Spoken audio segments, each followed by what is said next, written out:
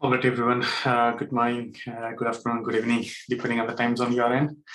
And thanks for joining today. I think we have a good attendance coming in. So just to summarize for today's, we are releasing 0.6. We are really excited. There are a lot of features coming in. So we'll kick off that meeting today with Shannon kind of demoing what's going on with 0.6. And let me add a few more people who's joining. So first thing first, I think about the community itself, we set out to a goal of releasing every 30 days. And we've been achieving for past 4 releases. We started at 0.3, now we're at 0.6. And this kind of pace wouldn't be possible without the community participants. So when we are talking about open metadata in open source community, it's only successful because of the contributors that we are getting so far. And we got like 30 plus contributors coming in short span time and contributing patches, asking about the help, how to install open metadata, giving us feature requests. It's great to see such growth. And we want to kind of encourage the community and more contributors coming in. Typically in open source communities, we have contributors and committers. And today, we want to announce our first committer outside of, let's say, in our core group. And with that, I want to kind of congratulate Pere. We all talked about it, how amazing Pere has been. Added a lot of stuff into the main core part, models, ML models, and more importantly, helped set up the entire Python framework for ingestion. Did an amazing job. We get to learn a lot of stuff from him as well on how to build, Python stuff. Discipline into the Python code, especially in 0.6, he built the open metadata Python client really nicely, amazing code as well. So I think that will help kick off, building those kinds similar to what he did. So it's great to see Pere contributing continuously, especially from outside of core group. So Pere, today you will have a committer shape. That means you'll get a chance to commit and write to the repo without us being us. So I hope that encourages you and continues to contribute to open metadata. So congratulations, and it's awesome to see such first committer to the open metadata. A round of applause for Pere. Amazing work, Pere. That was that's been great. Thank you. I'll try to not break anything. I'll still put you as reviewers, but really, really a pleasure. So thank you very much. Something gets broken, it's probably us than you. We have more discipline. So amazing work. Thank you. Thanks a lot.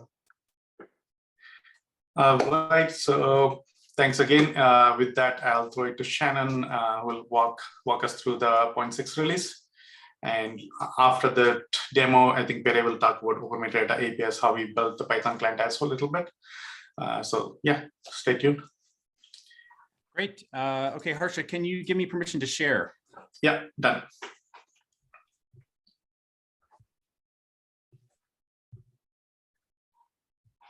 All right.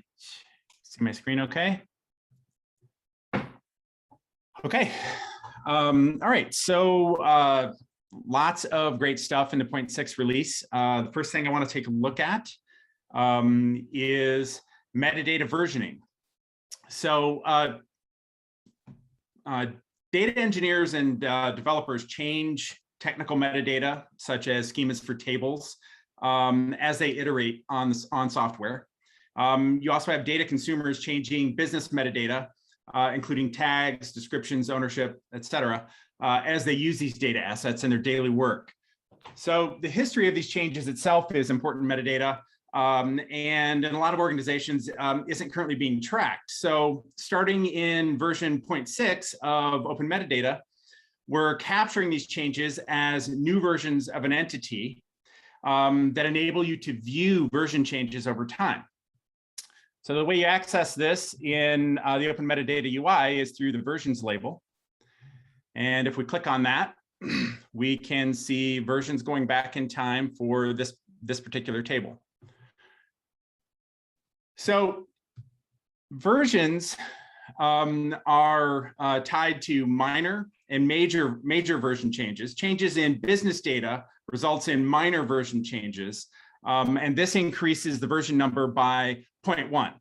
So an example of that is here, where we've gone from is here, where we've gone from 0.1 to 1.2. So from 1.1 to 1.2. And the change there is a change in the owner. And you can see that highlighted here in the UI. And then as we move from the 1.2 version to the 1.3 version, we see another change, the tier 2 being added as a tier for this particular table. So each change results in a new version in the metadata, and changes to business metadata are minor version changes. And then as an example of a major version change, we see that we're going from version 1.3 to version 2.3 here. So taking a look at that, what's happened here, and you can see it in the description, is that we've gone from data types for 3 different columns of string to varchar for those same columns. So this being a schema change, this results in a major version change for this particular table. So I said that the version change happens on every change in metadata, and we can see an example of that if I go in and edit this.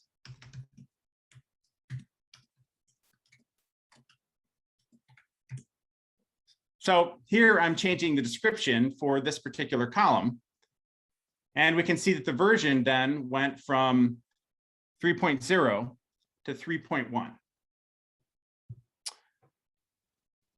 Same thing would happen if I were to change a tag for any one of these columns. Okay, so another major feature added in Shannon, this can release. You quickly show Yeah, go ahead. version 3.1. Just want to see. How Oh yeah, sure. Okay. So you can see the description here then has been updated for the change that I made. Okay, great. All right, so second major feature rolled out in this release that I want to touch on is has to do with metadata ingestion. So here what we can do is with one click add a metadata ingestion directly from the OpenMetadata UI. So the way we do that is, again, going from settings to ingestions, click add ingestion. Okay, and then I'll just walk through setting this up.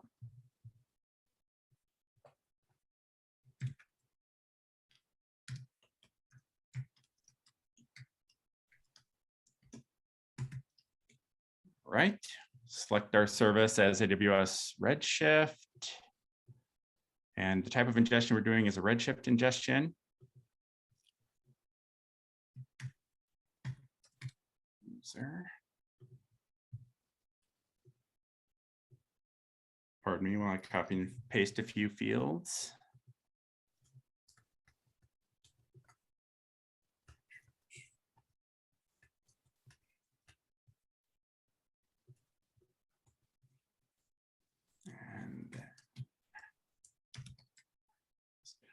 Okay, we could include filter patterns, either to include or exclude specific columns, etc. Can also enable the data profiler, and then go ahead and move to the next phase of this. Can select the schedule. I'm going to go ahead and leave it at that, and a start and end date. I'll leave those as the defaults. Okay, and then here we go. We can deploy this. And then if we go take a look at Airflow, all right, here's the metadata ingestion that we added. It is running a couple of tasks. If I click through here,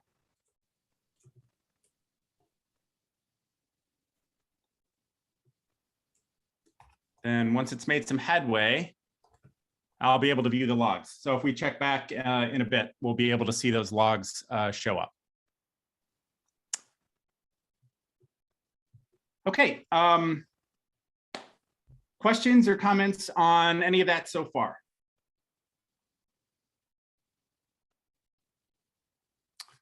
All right. Okay, so one last piece that I want to show with respect to this release. As a user of OpenMetadata, this is something I'm particularly excited about. And that is that I've done a bunch of work in this release to provide a really nice quick start experience for users. This is Python based, and essentially you can use this quick start by simply installing this PyPI package, PyPI package. All right, I already have it installed.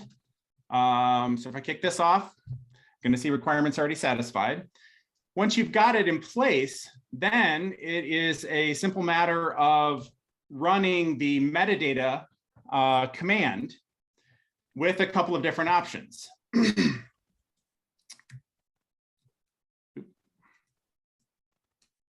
So in order to launch OpenMetadata,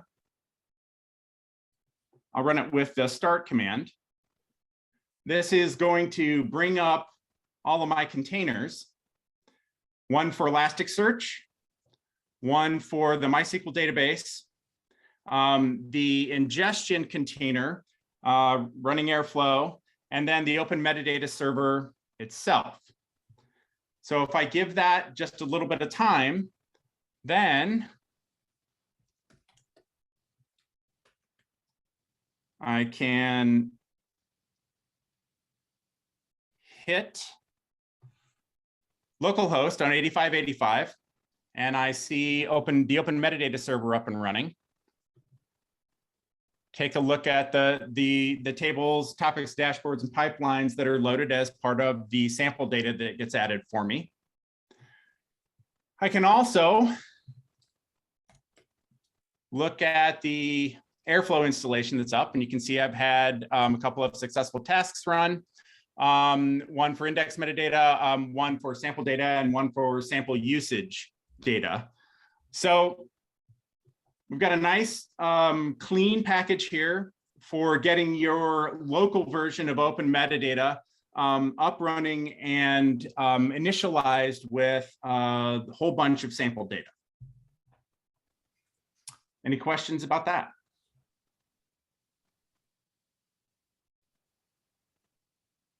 Okay, and with that, I will turn it back to Suresh to talk about the eventing API.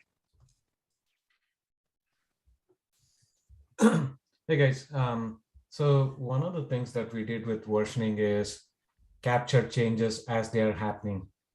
But there is another functionality that we can enable right with this, which is change events. So if you look at GitHub, Slack, they support these events APIs through which you can actually see what is going on and subscribe to the kind of changes that you're interested in so that you can take actions, right? That's a powerful mechanism which enables bots and other kinds of functionalities, automation functionality. So we have added change API where you can actually look at the changes that are happening and subscribe to them in the next release. So currently what we have is version tracks the changes, and then these changes are published. Right now we have a pull request through which we can get all the events that are happening based on entity type and kind of event that you're looking for. So we have three kinds of events. When an entity gets created, you can get an event. When the entity gets updated, right, especially version change and follower added and all of those things, you can also get events for that. And then when the entity gets deleted, you will get an event. So this is sort of work in progress. Right now, what we have is pull requests for getting an entity events. We are going to add API-based, webhook-based notification so that you don't have to do pull. You will have push support in the API itself. You can, register a webhook and continue to get events. That's sort of like what GitHub and Slack and all of these services provide. This would be a very powerful functionality for building a lot of bots and automation. This can also be used for any other system. If it is interested in a small slice of metadata, it can, it can keep up. It can, get the entity, set its state, and then continue to keep up the entity state up to date as the entity is changing. Right. So I wanted to show you guys a demo, and then I realized that we have a bug where we have put all the change events under usage category. So here is an example. Let's see, if I end up wasting a lot of time, I'll let you know, maybe we can do this later. So here is the get change events. This is pull request based. You can get entity created. I think you want to share the screen first. Oh, yeah, sorry. Can you guys see my screen? Yep. Do I need to increase the font size? It's okay for me. A little bit would be helpful, I think. Okay, let's go. Yeah. Better? Yeah. So I think this events API should be in a different category. I think we have a bug here. So get change events is the API that we have added. This is pull request based, pull based, getting change events. So you can actually get change events for event type entity created for any type of entity that you're looking for. So, so let's do a quick demo of this. Shannon, what is the table name that you're demonstrating?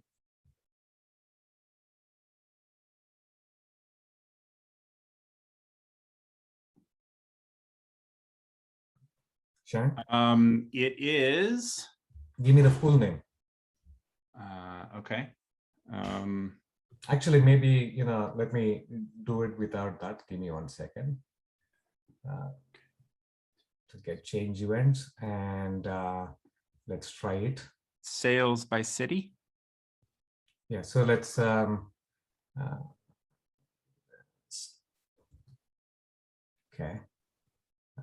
Yeah, the date is required, but it's difficult in this interface. I'm unable to add it here.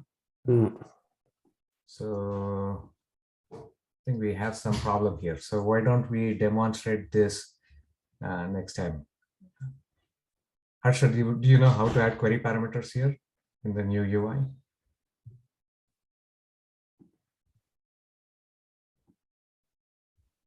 Maybe you can do it in the browser directly. Yeah, I think authentication works within this. Within the browser, it doesn't. So why don't we do this demonstration next meeting, and then by that time, hopefully, we will also have pull-based, push-based change events where you can register webhook, and that will be a much better demo. All right. So those are the high-level features that we're shipping in 0.6. Apart from that, there are quite a lot of improvements to the UI. We're going to release the release notes after the meeting, so you can actually follow that to get the entire thing. And few things I want to highlight is we continue to increase our connector portfolio. We already have like 20 plus connectors connecting to different data sources. In this release, we are adding 3 new connectors.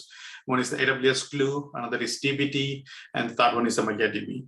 So again, we filed a bunch of issues on the open metadata to continue to improve the portfolio of the connectors that we are having.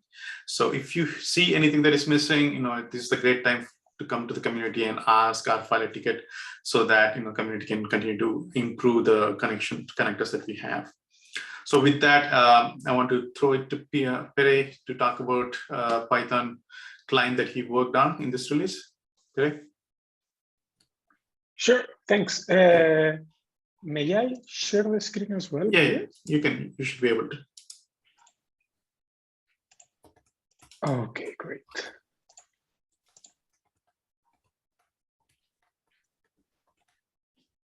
So basically, the change that we did in terms of the Python API was to create a wrapper on top of the REST API, right? Because be it because we are doing any kind of features in the backend. For example, we were having this Airflow plugin to retrieve the lineage and to prepare all the data and so on, or be it because we have any kind of other external systems such as random script or CI/CD process, or actually anything that wants to interact with the REST API. If we just try to go like with naked curl, taking into consideration that the JSON schemas sometimes are a bit of a mouthful, and we just need to make sure that we're not forgetting anything, that we're following the right structures, the right types, and so on and so forth.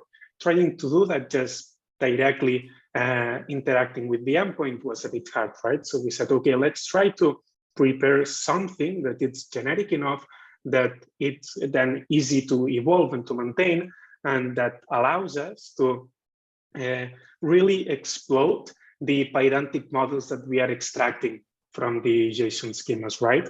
So in the end, if we want to play through Python and with the API, we can just follow a single generic interface that is good enough for any kind of metadata entity that we are trying to play with.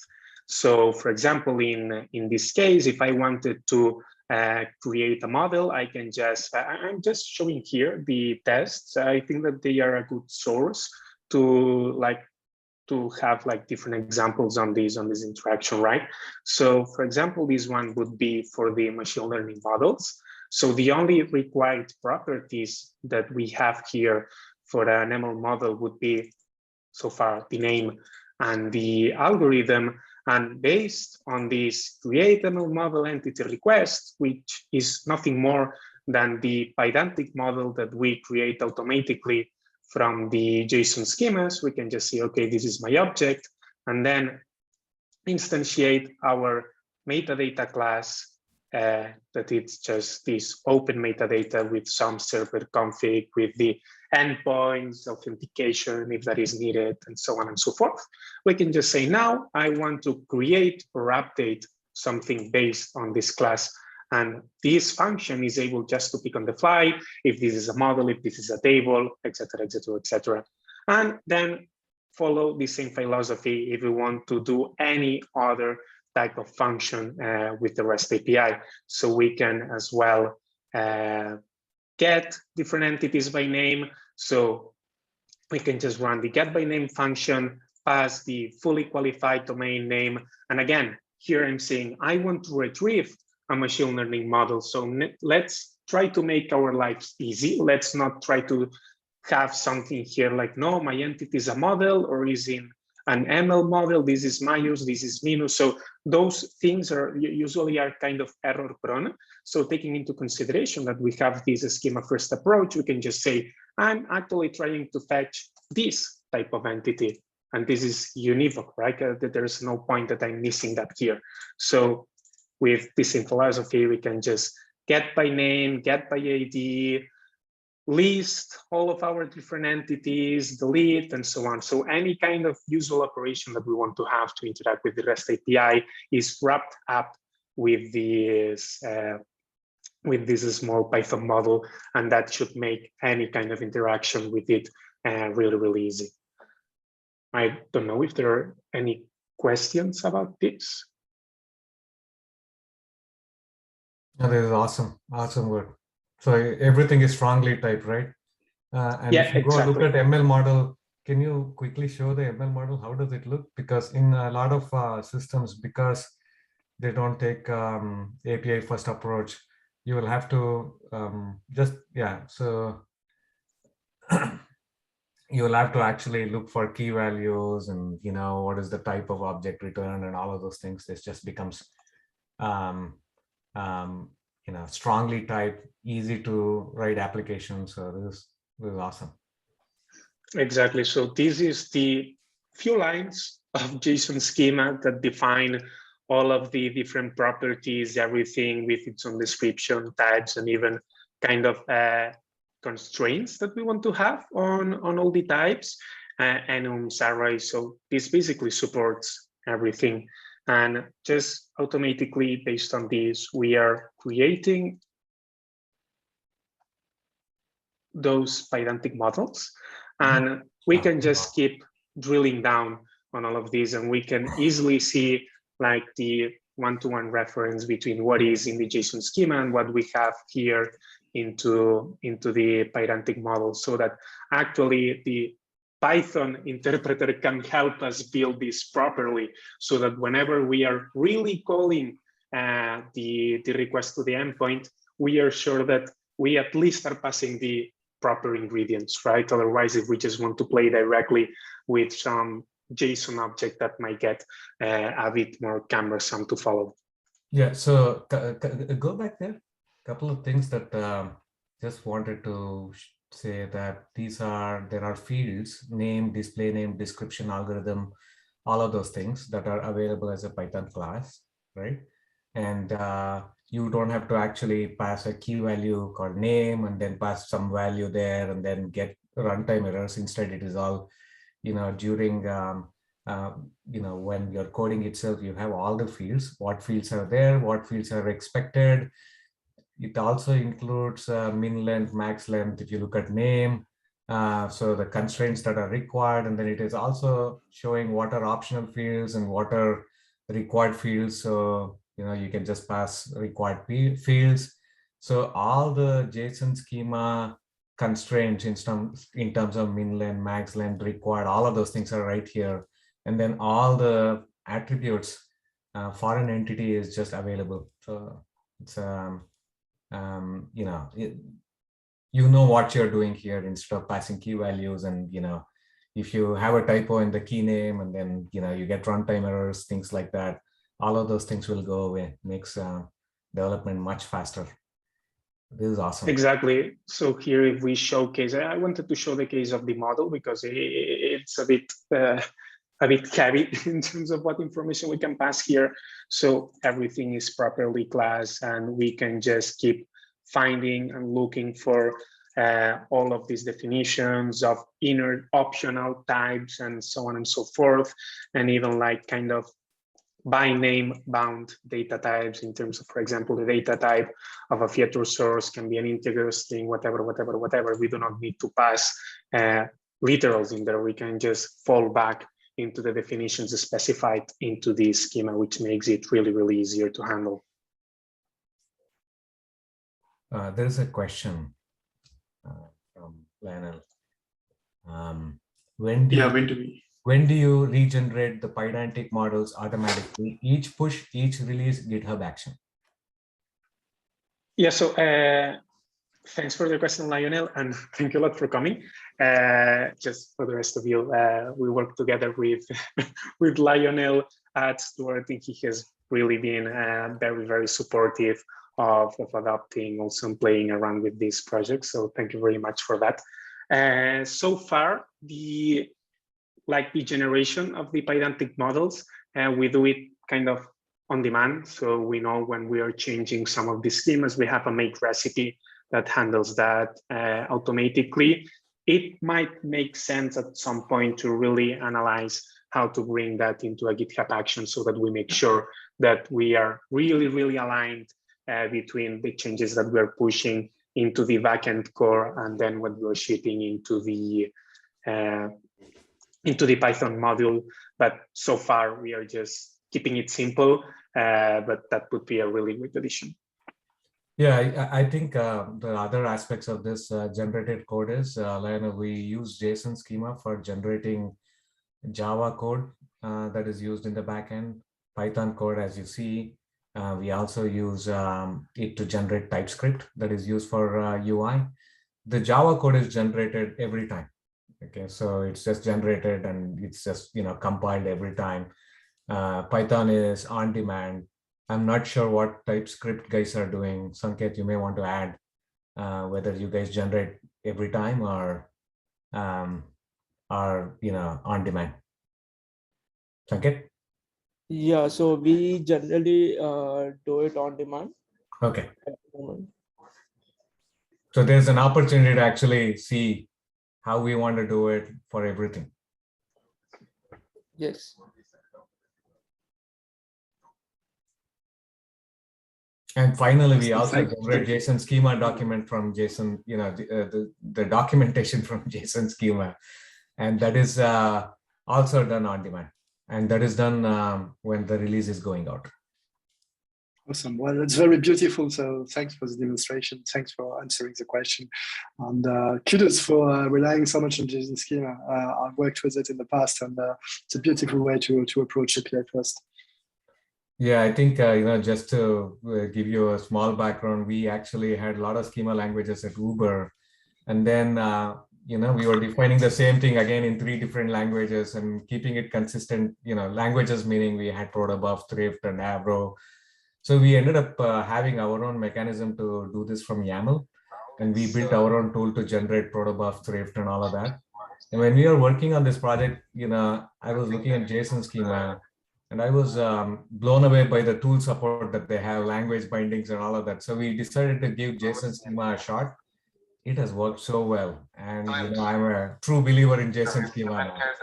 Reusable reuse feature for the records within a schema. That's very good. Now, how about you and set up some time tomorrow, maybe in our one-on-one? We'll test out all different use cases. Someone speaking, but I don't know who is that. Yeah. That's Sanket, I think. Okay. All right, I think that kind of wraps up the high-level stuff that we are going to do in this 0.6 release. Again, a lot of, in 30 days, we've done amazing amount of features getting into the 0.6. So we are thrilled to share it with the community as well.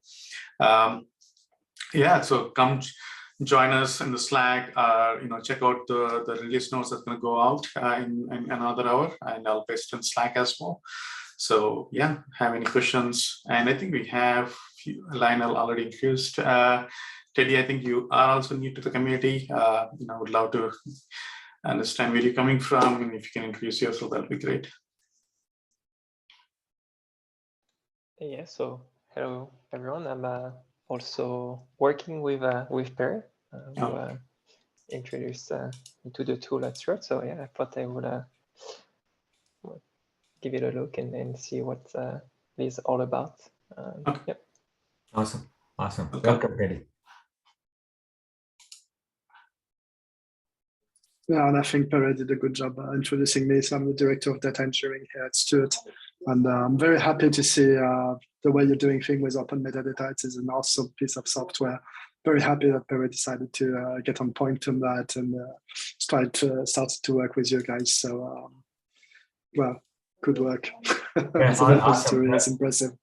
Awesome. Welcome to the community. Thank you. All right. There are no other questions. I think we can wrap that up. And yeah, thanks everyone for attending today. Thank you. Thank you. Bye. Thank you very much. Thanks, Anand, for the demo. Yep. Thank you, everyone. Thank you. Bye. Bye. Thank you.